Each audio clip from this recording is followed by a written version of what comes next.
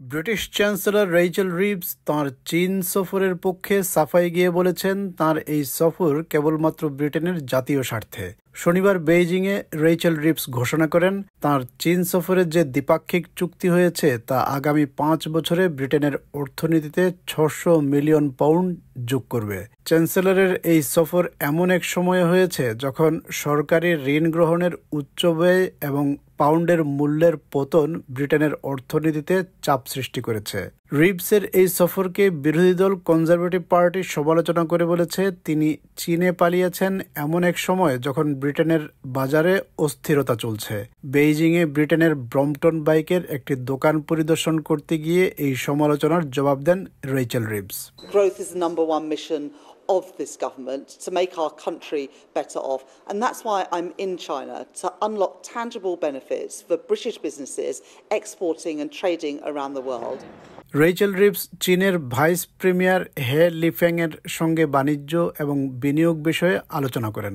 এ সময় উভয় দেশ বাণিজ্য, আর্থিক সেবা, বিনিয়োগ ও জলবায়ু পরিবর্তনের বিষয়ে গভীর সহযোগিতার প্রতিশ্রুতি দেয়। চীন বিশ্বের দ্বিতীয় বৃহত্তম অর্থনীতি এবং ব্রিটেনের চতুর্থ বৃহত্তম একক বাণিজ্য অংশীদার।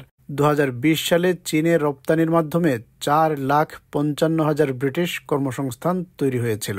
চীনের অর্থনীতি দ্রুত বর্ধনশীল, ফলে এই দেশের অর্থনীতির সাথে অংশীদারিত্বের সুযোগ হাতছাড়া করা কঠিন। চীনের ইলেকট্রিক গাড়ির ওপর বিপুল শুল্ক আরোপ করেছে ইউরোপীয় ইউনিয়ন এবং মার্কিন যুক্তরাষ্ট্র, কিন্তু ব্রিটেন এমন শুল্ক আরোপ করেনি। ডোনাল্ড ট্রাম্পকে অনুসরণ করে লন্ডন যদি শুল্ক আরোপ করা থেকে বিরত থাকে তাহলে বেইজিং খুশি হবে। রেইচেল রিভসের চীন সফরের প্রেক্ষিতে চীনা ফ্যাশন রিটেইলার শিনের বিরুদ্ধে গুরুতর অভিযোগ নিয়ে এমপিদের উদ্বেগ প্রকাশ পেয়েছে। শিনের বিরুদ্ধে সরবরাহ চেইনে জোরপূর্বক শ্রম ও মানবাধিকার লঙ্ঘনের অভিযোগ রয়েছে, যদিও প্রতিষ্ঠানটি এই দাবিগুলো অস্বীকার করেছে। শিনের পক্ষে একজন সিনিয়র আইনজীবী জিনজিয়াং অঞ্চলের তুলা ব্যবহার নিয়ে সুনির্দিষ্ট কোনো মন্তব্য করতে অস্বীকৃতি জানান। উল্লেখ্য, এই অঞ্চলের উইঘুর মুসলিমদের জোরপূর্বক শ্রমিক হিসেবে কাজে লাগানোর অভিযোগ রয়েছে। তবে চ্যান্সেলর রেইচেল রিভসের বক্তব্যে মনে হয়েছে তিনি চীন সফর করে সন্তুষ্ট হয়েছেন। The total value of what we have agreed today is worth £600 million over the next 5 years for the UK economy. Rachel রিভসের চীন সফরের সঙ্গে ব্রিটেনের অর্থনৈতিক সম্পর্কের একটি নতুন অধ্যায় উন্মোচনের আশা তৈরি হয়েছে।